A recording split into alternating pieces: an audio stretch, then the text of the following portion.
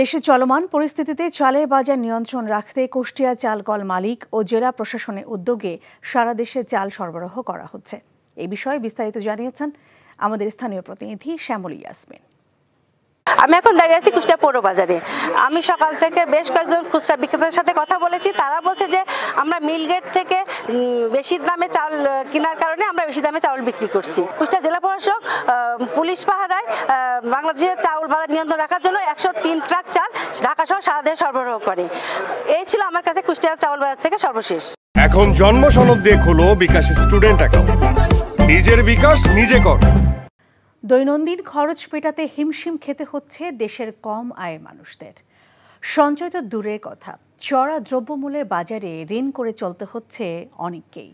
সেক্ষেত্রে উচ্চ মূল্যস্ফীতি নতুন করে অনেককেই দরিদ্র বানাতে পারে বলে মনে করছেন অর্থনীতিবিদরা। আর দেশের সাম্প্রতিক অচলাবস্থা এই মাসে মূল্যস্ফীতিকে আরও উস্কে দেবে বলেই আশঙ্কা তাদের। হাসানুল শাওনের রিপোর্ট। গায়ে খেটে ঢাকায় 3 জনের সংসার চালান বিধবা নারী জাহানারা বেগম। তবে যা আয় করেন তা দিয়ে তার সংসার চলে কোনো রকম টেনে টুনে। জামাই মরে গেছে 6 বছর ধরে, আমার কে দিব? ওই কষ্ট হয়। জিপিএস 120 টাকা, এই জায়গাতে 1 কেজি না নিয়ে এক পা নেই, খাইতে তো হয়, পেটে তো মানে না। অন্যদিকে 65 বছর বয়সেও রিক্সা চালান আলতাফ মিয়া। চড়া দ্রব্যমূল্যের এই সময়ে সংসার চালাতে নিয়মিত ঋণ করতে হচ্ছে তাকে। যা কাম করি লেবার খরচ নিজে খাই, কোনো কষ্ট হয়, চলা লাগে। একই রকম অবস্থা রাজধানীতে বসবাসরত বেশিরভাগ শ্রমজীবী মানুষের। তাদের অনেকেই ঘর ভাড়া আর খাওয়ার খরচ মেটাতে পারছেন না সীমিত আয় দিয়ে। না কাম না করলে খাইতে সমস্যা হলে ধার করি আবার করলে কাম কাজ করি আবার দিয়ে দিই। নিজের খরচ, ফ্যামিলির খরচ যোগান খুব কঠিন। বাজারে এখন তেল, চাল, আলু, পেঁয়াজ, মাছ, মাংস সহ বেশিরভাগ নিত্যপণ্যের দামই চড়া, যা উস্কে দিচ্ছে মূল্যস্ফীতিকে। দেশে গত বছরের মার্চ থেকে মূল্যস্ফীতি হচ্ছে 9% বেশি। এর মধ্যে সাম্প্রতিক পরিস্থিতিতে বেশ কদিন অনেকটাই অচল ছিল আর্থিক কর্মকাণ্ড, যাতে এ মাসে মূল্যস্ফীতি আরও বাড়তে পারে বলে শঙ্কা অর্থনীতিবিদদের। আমাদের শিল্প কারখানা এগুলো তো বন্ধ ছিল, সেগুলো এখন চালু হয়েছে। সেগুলো যদি সঠিকভাবে চলতে থাকে তাহলে মানুষ ঘুরে দাঁড়াবে। কিন্তু মূল্যস্ফীতি তো কমবে বলে মনে হচ্ছে না। মূল্যস্ফীতি বরং এই মুহূর্তে বেড়েই গেছে, কিছুটা না, বেশ কিছু বেড়ে গেছে। তো এখানে এই দিকে বেশি নজর দিতে হবে। মূল্যস্ফীতির কষাঘাতে অনেকে নতুন করে দরিদ্র হতে পারেন বলে আশঙ্কা জানিয়ে এই বিশেষজ্ঞ বলেন, মূল্যস্ফীতি নিয়ন্ত্রণে সর্বস্তরে থাকা দুষ্টচক্র দমনে সরকারকে কঠোর পদক্ষেপ নিতে হবে। আমরা পদক্ষেপগুলো কিন্তু সঠিক নিচ্ছি, কিন্তু সেটা কাজ করছে না। এখানে কতগুলো দুষ্টচক্র আছে বাংলাদেশে, সেই দুষ্টচক্রগুলো এগুলোকে কাজ করতে দেয় না।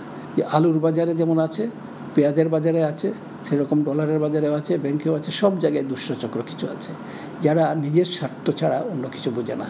তো এদেরকে নিয়ন্ত্রণে আর না আনলে আগামী দিনেও সমস্যা থেকে যাবে বলে আমি মনে করি। এছাড়া কম আয়ের মানুষের জন্য সরকারের চলমান সহযোগিতা কর্মসূচিগুলোর আওতা আরও বাড়ানোর তাগিদ অর্থনীতিবিদদের। Hasanul Shaon, NTV news, Dhaka. এখন জন্ম সনদ দিয়ে খোলো বিকাশ স্টুডেন্ট অ্যাকাউন্ট। নিজের বিকাশ নিজে কর। রাজধানী ঢাকায় আজ কারফিউ 11 ঘন্টা শিথিল রয়েছে। ফলে সকাল 7টা থেকে সন্ধ্যা 6টা পর্যন্ত কারফিউ শিথিল থাকছে। আর সন্ধ্যা 6টা থেকে সকাল 7টা পর্যন্ত কারফিউ বলবৎ থাকবে। শিথিলের সময় বাড়ায় এবং অফিসের সময় 1 ঘন্টা এগিয়ে আনায় সকাল থেকে রাজধানীতে যানবাহনের চাপ বেড়েছে। অনেক জায়গায় যানজটেরও সৃষ্টি হয়েছে। সরকারি ঘোষণায় মঙ্গলবার পর্যন্ত অফিস সকাল 9টা থেকে বিকেল 3টা পর্যন্ত চলবে। পরিস্থিতির বিবেচনায় এরপর কি হবে তার নতুন সিদ্ধান্ত দেবে সরকার।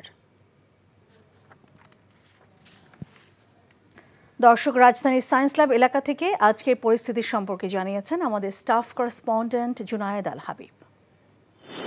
কোটা সংস্কারের দাবিতে শিক্ষার্থীদের যে আন্দোলনকে ঘিরে যে উদ্ভূত পরিস্থিতি তৈরি হয়েছিল সারা দেশে, সেই পরিস্থিতিতে সরকার দেশব্যাপী যে কারফিউ জারি করেছিল সেই কারফিউ কিন্তু এখনও অব্যাহত রয়েছে। তবে রাজধানীতে সকাল 7টা থেকে সন্ধ্যা 6টা পর্যন্ত 11 ঘন্টা কারফিউ শিথিল রয়েছে এবং কারফিউর প্রভাব খুব একটা নেই বললেই চলে সড়কে। আমরা যেটা দেখছি যে মানুষের উপস্থিতি বেড়েছে, গণপরিবহন এবং ব্যক্তিগত পরিবহনের সংখ্যাও আমরা সড়কে লক্ষ্য করছি। তবে রাজধানীর বেশ কয়েকটি পয়েন্টে, বেশ কয়েকটি এলাকায় আমরা সকাল থেকে ঘুরেছি এবং সেখানে দেখেছি যে গুরুত্বপূর্ণ পয়েন্টগুলোতে আইন শৃঙ্খলা রক্ষাকারী বাহিনীর সদস্যরা সতর্ক অবস্থানে রয়েছেন। তবে সাধারণ মানুষের চলাচলে কোনো ধরনের বাধা বা কোনো ধরনের তল্লাশি এই মুহূর্তে আমাদের চোখে পড়েনি আইন শৃঙ্খলা রক্ষাকারী বাহিনীর পক্ষ থেকে, এবং কোনো ধরনের অনাকাঙ্ক্ষিত পরিস্থিতিও আমরা রাজধানীতে লক্ষ্য করিনি। তবে একটি বিষয় যেটি লক্ষ্য করা যাচ্ছে যে অন্যান্য দিনের চেয়ে সড়কে আজকে গাড়ির উপস্থিতি, গণপরিবহনের চাপ কিছুটা কম লক্ষ্য করা যাচ্ছে। অর্থাৎ আমি এই মুহূর্তে অবস্থান করছি সায়েন্স ল্যাবরেটরি এলাকায় এবং এখানে খুবই স্বাভাবিক রয়েছে যান চলাচল এবং সড়কে খুব একটা যানজটও চোখে পড়ছে না। দর্শক, এই মুহূর্তে রাজধানী রামপুরা এলাকায় আছেন আমাদের স্পেশাল করেসপন্ডেন্ট হাসান জাভেদ। আমরা সরাসরি যুক্ত হচ্ছি তার সঙ্গে। জাভেদ, আপনার কাছে আজকে কারফিউতে রাজধানীর পরিবেশ আপনি কেমন দেখছেন সেই বিষয়ে জানতে চাই। আমার প্রশ্ন যে এই কারফিউ 1 ঘন্টা শিথিল করা হয়েছে আজকের জন্য, তো ঠিক এমন পরিস্থিতিতে জনজীবনের পরিবেশ আপনি কেমন দেখছেন?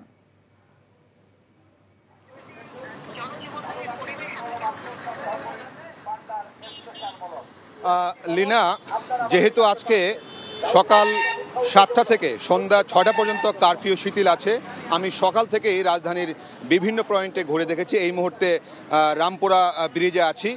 এইখানকার চিত্র যদি আপনাকে দেখাই, যানবাহন কিন্তু বেশ স্বাভাবিকভাবেই চলছে, ব্যক্তিগত যানবাহন চলছে। যেমন এই যে রামপুরা ইউলুপ দিয়ে কিন্তু দেখেন অনেক প্রাইভেট কার যাচ্ছে এবং সিএনজি বলেন, পাবলিক বাস বলেন, সেগুলো চলছে। মানুষের উপস্থিতিও কিন্তু গত কয়েকদিনের তুলনায় বেশ বেড়েছে এবং অনেক জায়গায় ছোট ছোট জ্যামেরও সৃষ্টি হয়েছে যেখানকার জায়গাগুলিতে, এবং মানুষজন যাচ্ছেন তাদের নিত্য প্রয়োজনীয় কাজ। যারা আছেন অফিস আদালত, যেহেতু সকাল 9টা থেকে বিকাল 3টা পর্যন্ত অফিস, সেই জন্য কিন্তু তারা অফিসে ইতিমধ্যেই গিয়েছেন। যারা বেসরকারি চাকরিজীবী তাদের অনেকের অফিস হয়তো 10টা থেকে শুরু হয়, কারো 11টা থেকে শুরু হয়, তারা কিন্তু এখনও যাচ্ছেন, 12টায় অফিসে পৌঁছাতে হবে, এরকম ব্যাপারও থাকে। অনেকের সাথে কথা বলেছি, তাদের মধ্যে কিন্তু কিছুটা উদ্বেগ উৎকণ্ঠা কাজ করছে।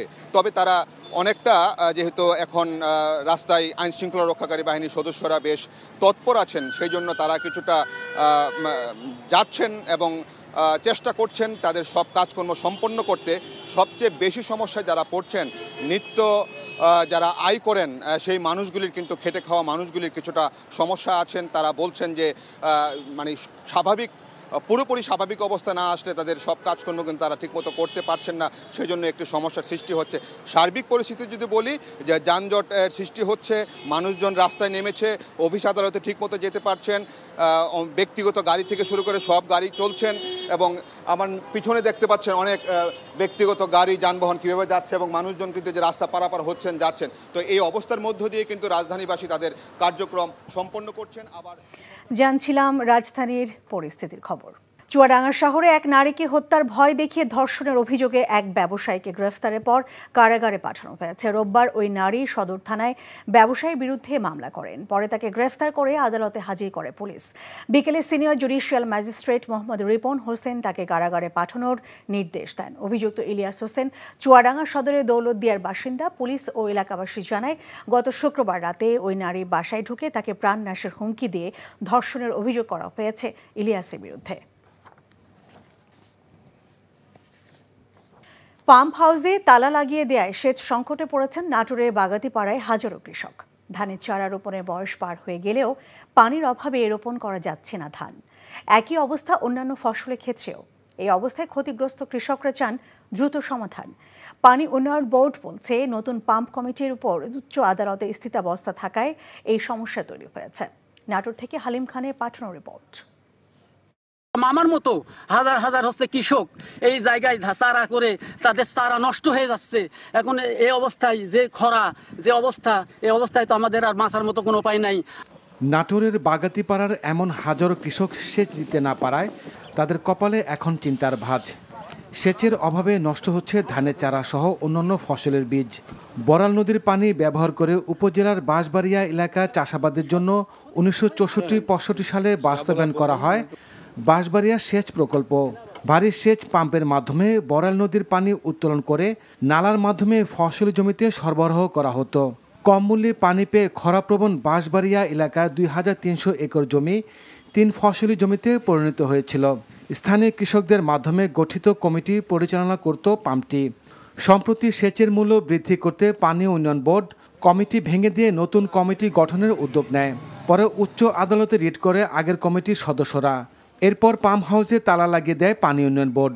এই বন্ধ রাখার কারণে আমরা এখন চারা এবং ধান লাগানো কোনো কিছুই আমরা করতে পারতেছি না। জমিতে একটা জমিতে পানি নাই, কিছু নাই, আমরা এই পানি অভাবে আবাদ করতে পারছি না। পানি উন্নয়ন বোর্ডের নির্বাহী প্রকৌশলী বলেন, সমস্যা সমাধানে তারা চেষ্টা করছেন। কৃষকদের যাতে ক্ষয়ক্ষতি না হয় সেজন্য আমরা প্রয়োজন মোতাবেক আমরা কন্ট্রোল রুম অপারেশনের ব্যবস্থা করব এবং আমরা কেউই চাই না যে কৃষক সমাজ ক্ষতিগ্রস্ত হোক বা কৃষি ফসল উৎপাদন ব্যাহত হয়। দ্রুত সমস্যা সমাধানের দাবি কৃষকদের। NTV news desk. আন্দোলনকারীদের উপর আজ থেকে গুলি না চালানোর নির্দেশনা চেয়ে হাইকোর্টে রিট দায়ের করা হয়েছে। একই সঙ্গে রিটে কোটা আন্দোলনের 6 জন সমন্বয়ককে ডিবি হেফাজত থেকে মুক্তির নির্দেশনা চাওয়া হয়েছে। সকালে সুপ্রিম কোর্টের আইনজীবী মঞ্জুর আল মতিন প্রীতম ও আইনুন্নাহার সিদ্দিকা লিপি এই রিট দায়ের করেন। রিটে মন্ত্রিপরিষদ সচিব, স্বরাষ্ট্র সচিব, সেনাবাহিনী প্রধান, পুলিশের মহাপরিদর্শক সহ সংশ্লিষ্টদের বিবাদী করা হয়েছে। রাজধানীর সায়েন্স ল্যাবরেটরি এলাকায় শিক্ষার্থীরা রাস্তায় জড়ো হতে গেলে পুলিশ তাদেরকে দাঁড়াতে দেয়নি। দুপুর 1টার দিকে ধানমন্ডি 1 নম্বর সড়ক থেকে সায়েন্স ল্যাবরেটরি মোড়ের দিকে শখানেক শিক্ষার্থী জড়ো হতে গেলে পুলিশ তাদেরকে ধাওয়া দিয়ে ছত্রভঙ্গ করে দেয়। এখান থেকে কয়েকজনকে আটক করে পুলিশ, তবে ওই এলাকায় যান চলাচল স্বাভাবিক আছে। এদিকে মিরপুর 10 নম্বর এলাকাতেও শিক্ষার্থীরা জড়ো হতে চাইলে পুলিশ তাদেরকে দাঁড়াতে দেয়নি। এখান থেকেও কয়েকজনকে পুলিশ আটক করলেও সেখানে যান চলাচল স্বাভাবিক আছে।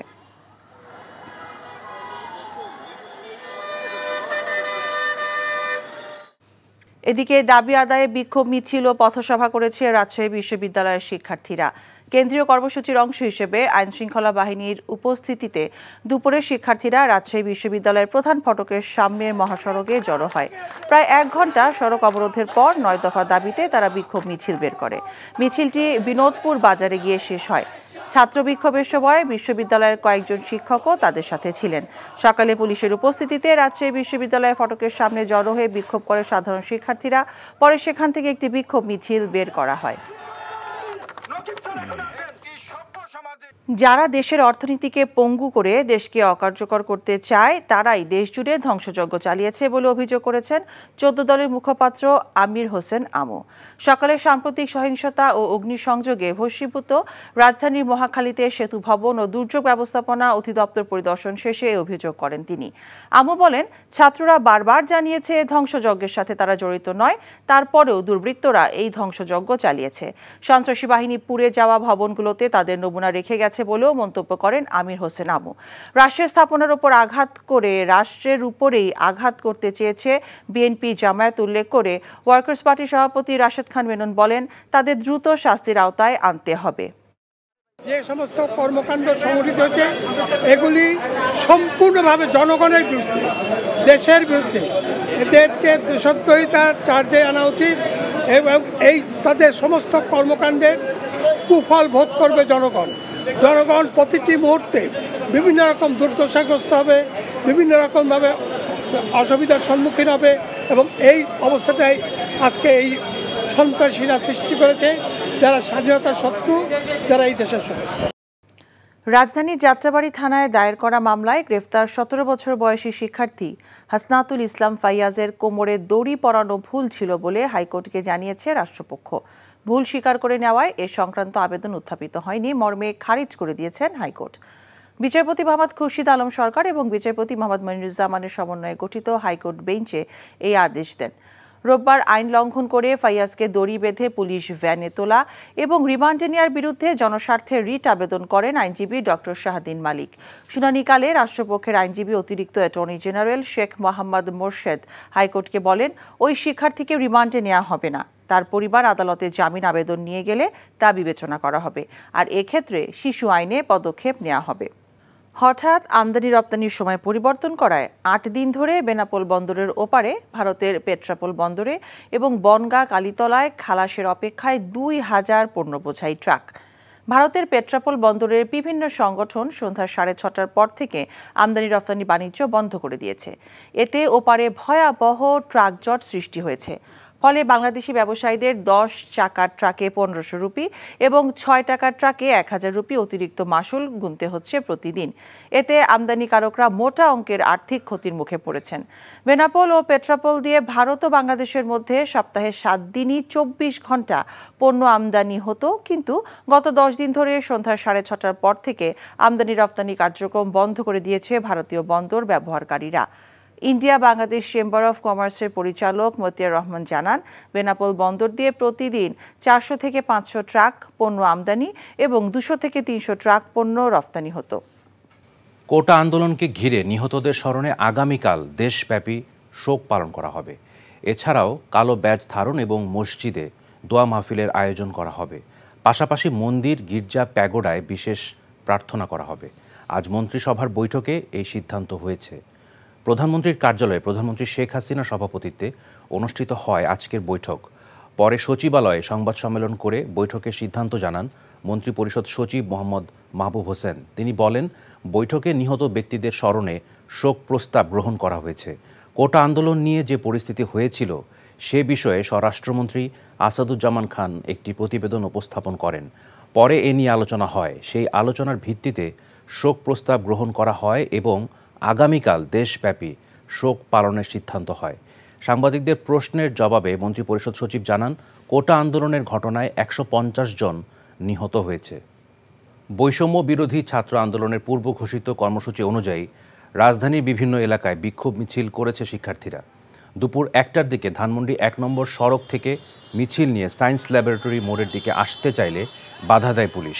এ সময় শিক্ষার্থীদের ধাওয়া দিয়ে ছত্রভঙ্গ করে দেয় আইনশৃঙ্খলা রক্ষাকারী বাহিনীর সদস্যরা। আটক করা হয় বেশ কয়েকজন শিক্ষার্থীকে।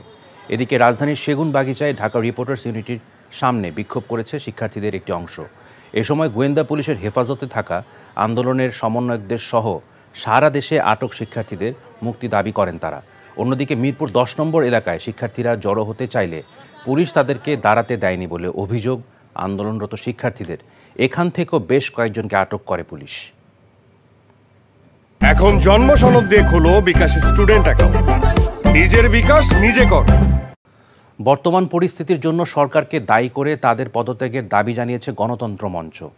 এক সংবাদ সম্মেলনে মঞ্চের নেতা ও বিপ্লবী ওয়ার্কার্স পার্টি সাধারণ সম্পাদক সাইফুল হক অভিযোগ করেন, শিক্ষার্থীদের ন্যায্য আন্দোলনকে শান্তিপূর্ণ সমাধানের পথে না গিয়ে ছাত্র জনতাকে হত্যাসহ নাশকতার যে পরিস্থিতি তৈরি করা হয়েছে এর সম্পূর্ণ দায় সরকার ও সরকারি দলের।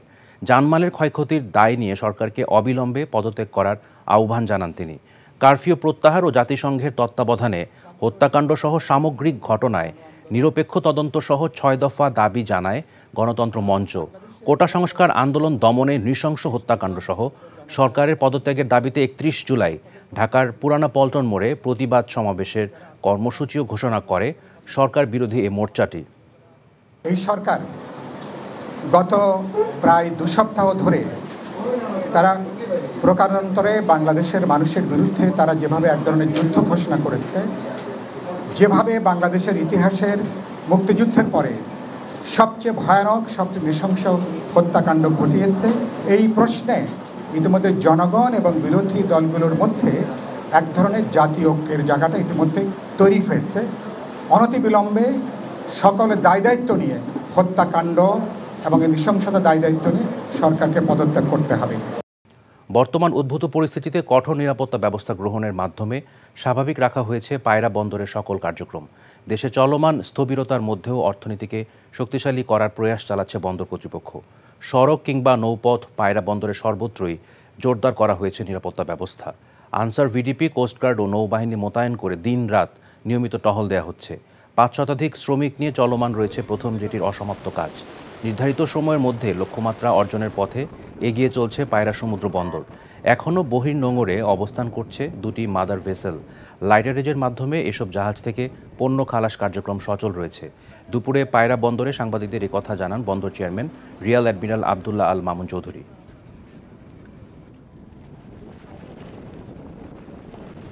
আমাদের বন্দরের কার্যক্রম সার্বিকভাবে আমাদের ব্যাংকিং, আমাদের যে এখানকার যে কাস্টমসের সাথে যোগাযোগের মাধ্যমে আমরা কার্যক্রম চালিয়ে যাচ্ছি। রাবনাবাদ নদীর উপর দিয়ে যে ব্রিজটা হচ্ছে সেই ব্রিজের কার্যক্রম আগামী বছর 2026-এর মে নাগাদ শেষ হবে। 6 লেন রাস্তাও শেষ হবে। তো এই কানেক্টিভিটি যখন হবে এই বন্দর অনেকভাবে আরও উন্নতির দিকে যাবে বলে আশা করছি। কোটা সংস্কার আন্দোলনকে কেন্দ্র করে সহিংসতায় প্রাণহানির ঘটনায় আগামীকাল সারা দেশে শোক পালনের সিদ্ধান্ত নিয়েছে মন্ত্রিসভা। সকালে প্রধানমন্ত্রী শেখ হাসিনার সভাপতিত্বে অনুষ্ঠিত মন্ত্রিসভা বৈঠকে এই সিদ্ধান্ত নেওয়া হয় বলে জানিয়েছেন মন্ত্রিপরিষদ সচিব মাহবুব হোসেন। এছাড়া সহিংসতায় আরও 3 জনের মৃত্যুর তথ্য পাবার কথা মন্ত্রিসভাকে জানিয়েছেন স্বরাষ্ট্রমন্ত্রী। এ নিয়ে 150 জনের মৃত্যুর তথ্য পেল আইন শৃঙ্খলা রক্ষাকারী বাহিনী। রোকন উদ্দিনের রিপোর্ট। সোমবার সকালে প্রধানমন্ত্রী শেখ হাসিনার সভাপতিত্বে তার কার্যালয়ে অনুষ্ঠিত হয় মন্ত্রিসভার নিয়মিত বৈঠক। বৈঠকের শুরুতেই কোটা সংস্কার আন্দোলনকে কেন্দ্র করে সাম্প্রতিক সহিংসতার বিষয়ে আলোচনা হয়। কথা বলেন একাধিক মন্ত্রী। পরে সহিংসতায় নিহতদের স্মরণে শোক প্রস্তাব গ্রহণ করে মঙ্গলবার দেশ জুড়ে শোক পালনের সিদ্ধান্ত নেওয়া হয়েছে বলে পরে ব্রিফিংয়ে জানান মন্ত্রিপরিষদ সচিব। কোটা আন্দোলন নিয়ে যারা হতাহতের ঘটনায় যারা নিহত হয়েছেন তাদের জন্য একটি শোক প্রস্তাব গ্রহণ করেছেন। সেই শোক প্রস্তাবটা আনুষ্ঠানিকভাবে নেওয়া হয়েছে। আর দ্বিতীয় যেটা করা হয়েছে সেটা আগামীকাল দেশব্যাপী শোক পালন করা হবে এবং সেই শোক পালন অংশ হিসাবে কালো ব্যাজ ধারণ করা হবে এবং মসজিদে দোয়া, মন্দির, গির্জা, প্যাগোডায় প্রার্থনা করা হবে। বৈঠকে স্বরাষ্ট্রমন্ত্রীর দেয়া প্রতিবেদনে আরও 3 জনের মৃত্যুর তথ্য পাওয়ার কথা জানিয়েছেন বলেও জানান মন্ত্রিপরিষদ সচিব। কোটাবিরোধী আন্দোলনের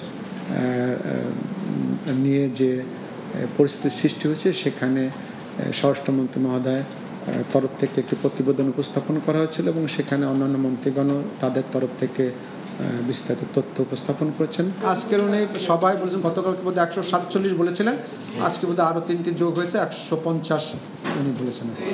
এছাড়া এবছরের এপ্রিল থেকে জুন পর্যন্ত মন্ত্রিপরিষদ বিভাগ কর্তৃক বাস্তবায়ন করার সিদ্ধান্ত মন্ত্রিসভাকে অবহিত করা হয়েছে বলেও জানান মাহবুব হোসেন। এই সময়ে 60টি সিদ্ধান্ত গৃহীত হলেও 39টির বাস্তবায়ন হয়েছে এবং সংসদে 4টি আইন পাশ হয়েছে বলে জানান তিনি।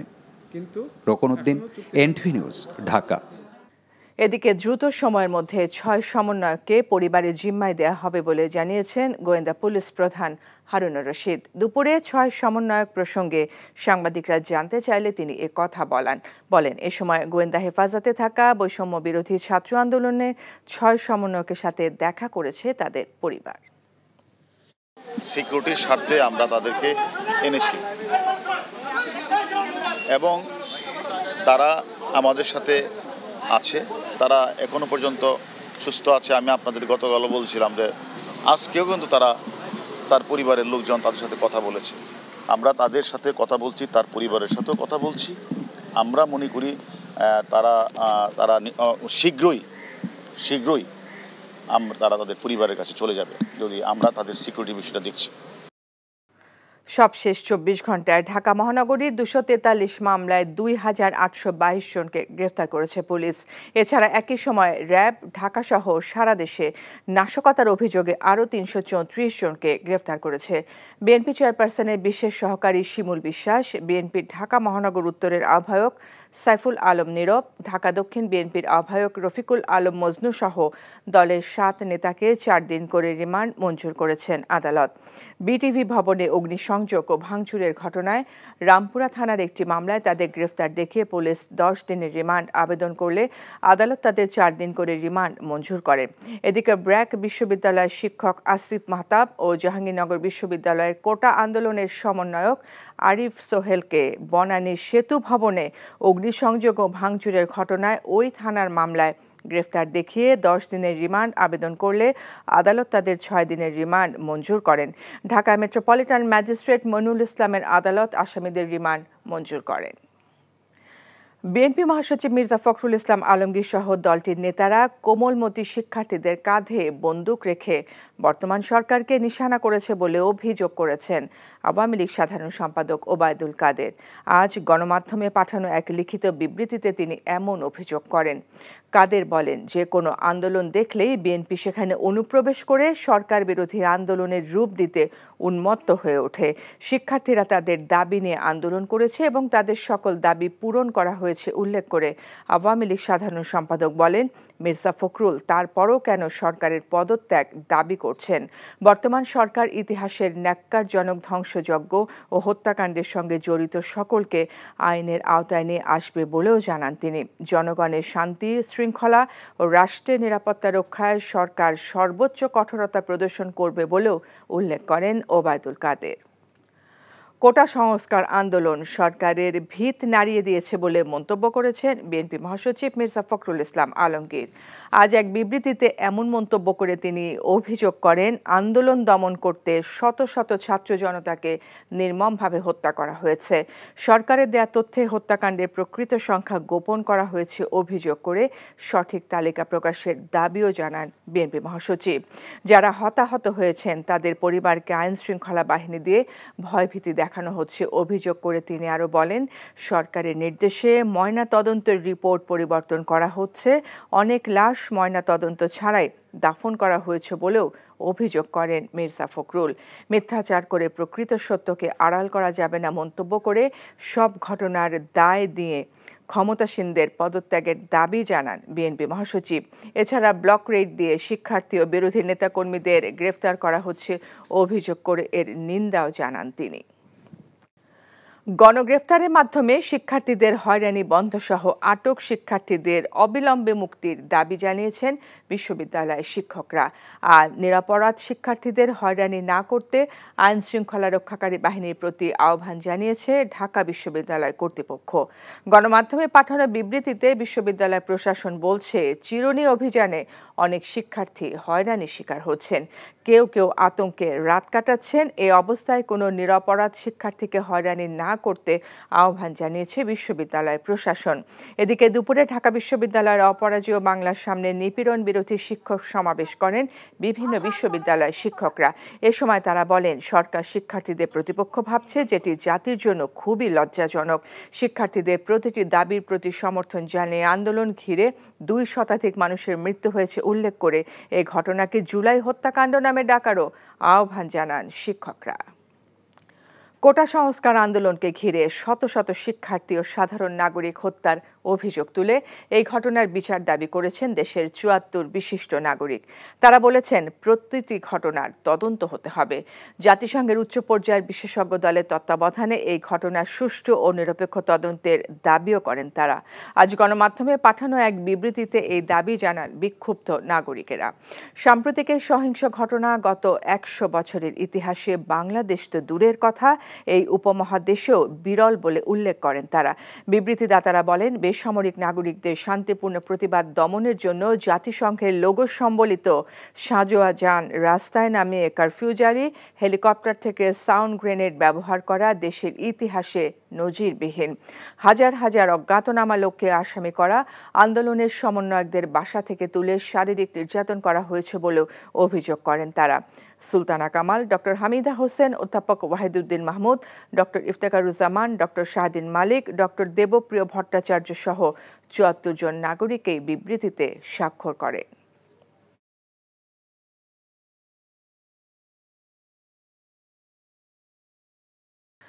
আওয়ামী লীগ সভাপতি ও প্রধানমন্ত্রী শেখ হাসিনার সভাপতিত্বে গণভবনে চলছে 14 দলের বৈঠক। বৈঠকের শুরুতেই বক্তব্য রাখেন প্রধানমন্ত্রী। বাংলাদেশের যে ঘটনাগুলি ঘটছে, আসলে এটা তো রাজনীতি কিছু না, এটা সম্পূর্ণ জঙ্গিবাদী কাজ, একেবারে জঙ্গিবাদী কাজ।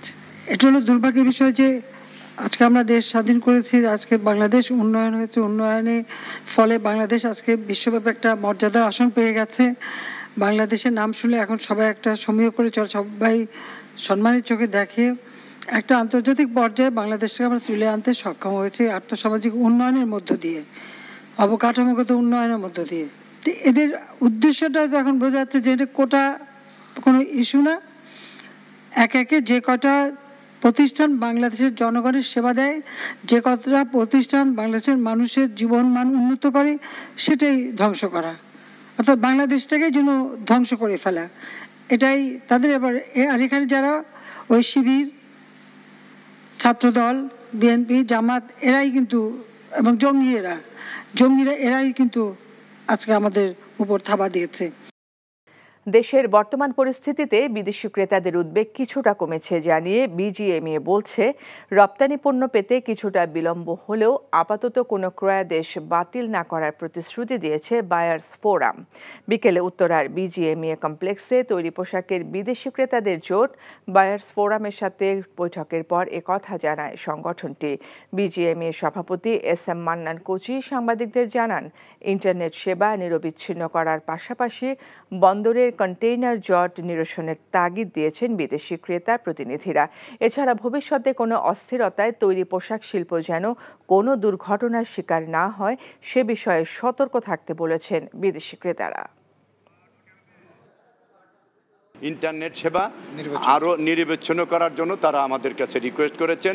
এই বিষয়টা মাননীয় মন্ত্রীর সাথে কথা বলার জন্য বলেছে। কোনো ক্রয় দেশ বাতিলও হবে না, ডিসকাউন্টও হবে না, এয়ার শিপমেন্ট হবে না, এ বিষয়ে তারা আমাদেরকে আশ্বস্ত করেছেন এবং তারা পাশে আছেন এই কথা বলেছেন। এবং এ কথা বলেছেন আবার ভবিষ্যতে আপনারা দৃষ্টি রাখবেন যারা বড় কোনো দুর্ঘটনা বা বড় কোনো সমস্যা না হয়। এখন জন্ম সনদ দিয়ে খোলো বিকাশ স্টুডেন্ট অ্যাকাউন্ট। নিজের বিকাশ নিজে কর।